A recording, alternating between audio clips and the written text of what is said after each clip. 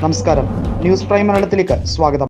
FCRA bill അഥവാ foreign contribution regulation അമെൻമെന്റ് bill പാർലമെന്റിൽ അവതരിപ്പിക്കുക വഴി കേന്ദ്ര ആഭ്യന്തരമന്ത്രിയായിട്ടുള്ള അമിത്ഷാ കൃത്യമായൊരു സന്ദേശം നൽകുന്നു.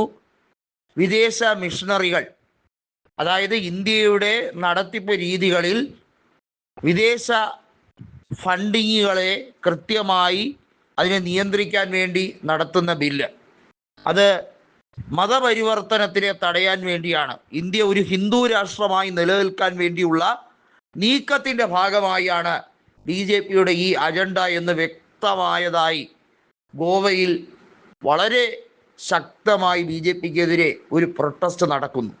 പ്രൊട്ടസ്റ്റ് എന്ന് പറയുമ്പോൾ അത് കൃത്യമായി സോഷ്യൽ മീഡിയ വഴിയാണ്. നമുക്കറിയാം, ഗോവയിലും മണിപ്പൂരിലുമൊക്കെ ക്രിസ്ത്യൻ ആധിപത്യം നല്ല രീതിയിൽ ഉള്ള സ്റ്റേറ്റാണ്.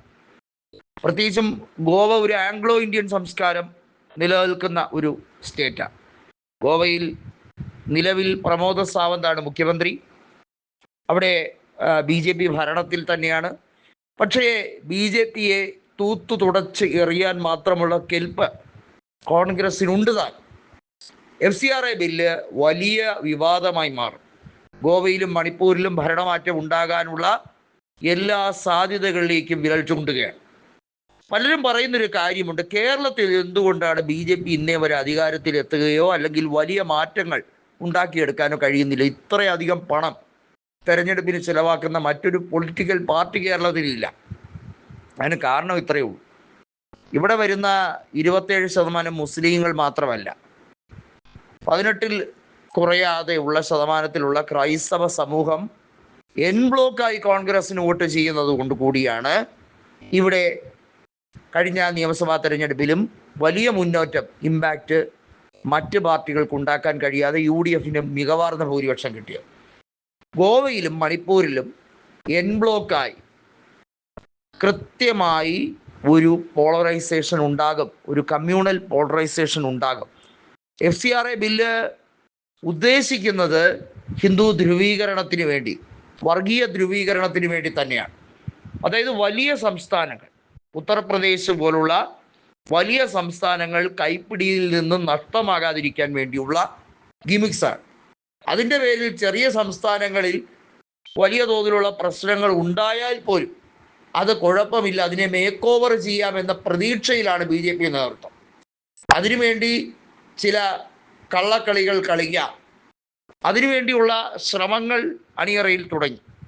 ഏറെ ചിന്തകൾക്ക് ശേഷം, ഏറെ അഭിപ്രായങ്ങൾ സമീകരിച്ചതിന് ശേഷമാണ് ഈ FCRA ബില്ല് നടപ്പിലാക്കാൻ, ഇംപ്ലിമെൻ്റ് ചെയ്യാൻ ശ്രമിക്കുന്നത്.